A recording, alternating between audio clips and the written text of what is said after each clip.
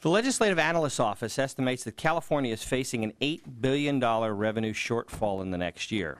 The LAO estimates that without corrective actions, the state's huge operating shortfall will reappear in future years, growing from $12.6 billion in 2010-11 to $26 billion in 2013-2014. Our once prosperous economy now stands at the end of a budgetary cliff and will fall into recessionary abyss unless we take immediate action. California state government is forcing more than 200,000 employees, or about 90% of its workforce, to take unpaid work furloughs on the first and third Friday of each month until 2010. The unpaid furloughs will cost the affected workers about 10% of their annual salary. Our budget deficit is a shared burden and a shared responsibility, which must be addressed through shared sacrifice. We have seen support of a pay freeze and salary cap in Washington. President Obama executed an executive order freezing the salaries of White House employees earning over $100,000 and also imposed a $500,000 cap on senior executive pay for the most distressed financial institutions receiving federal bailout money. It is troubling that despite our cash struggles, some of California's highest paid state employees have received excessive salary increases during this same time. Just last year, for example, in spite of steep rises in student fees, the California State University Chancellor authorized unwarranted salary increases to 19% for 9 vice presidents at various CSU campuses.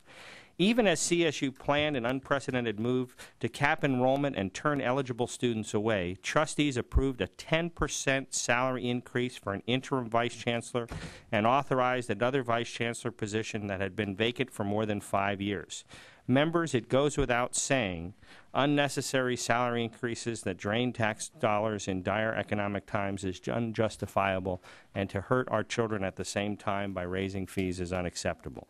And in this time when student fees are expected to climb by at least 7% in the fall, UC continues to hand out excessive administrative raises. As outlined in a San Francisco Chronicle article on March 25th, UC campus executive vice chancellors and engineering deans are expected to receive as much as a 22.3% pay raise. In a time of fiscal emergency, this salary increase leaves me in disbelief.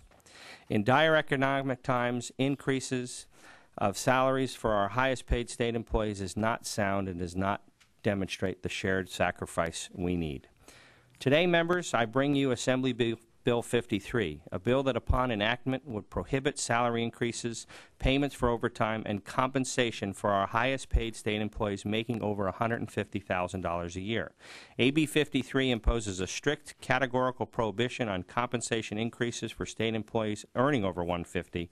The legislation allows the governor to make exemptions for certain safety employees and exempt employees governed by memorandums of understanding, individuals covered by collective bargaining agreements, or in classifications subject to oversight by a federal receiver.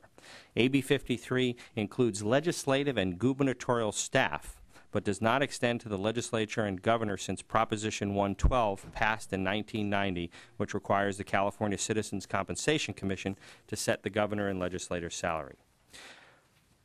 We have formally asked the state controller to give us an estimate using 2008 as a model of how many employees this would apply to. We have yet to get that back. We understand that 383 administrators at CSU, which represent $70 million in salary, would be covered. In conclusion, at a time when we're asking seniors, students, taxpayers, and children to make immense sacrifices, the very least we can do is freeze our highest paid state salaries until we steer our way clear of our budget crisis. Assembly Bill 53 will save precious tax dollars and help reduce our budget deficit, and I respectfully ask for an aye vote.